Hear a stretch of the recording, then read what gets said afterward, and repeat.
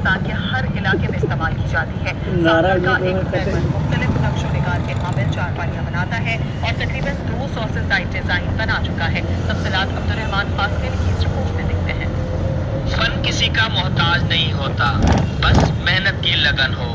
सागर में भी एक ऐसा हुनरमंद मौजूद है जिसने चारपाई की सकाफत को बचाते हुए इसे आर्ट का दर्जा दे दिया है। ये हुनरमंद 200 से जायद किस्म के डिजाइन चारपाई पर बना चुका है। इनके हाथ से बने हुए खूबसूरत चारपाइयाँ वजीरों और फकीरों के घरों के महलात की आराइश बनी हुई है। ये काम 30 साल से कर रहा हूँ और इसमें जो मैंने तब्दीली लाई है आप देख रहे हैं, इसकी तो वैल्यू खत्म हो चुकी थी। इस हुनरमंद के काम के चर्चे पूरे मुल्क में गूंजते हैं, जिसको बनवाने के लिए पूरे पाकिस्तान से लोग इनसे राब्ता करते हैं और खूबसूरत डिजाइन चारपाइयाँ बनाने की मांग करते हैं।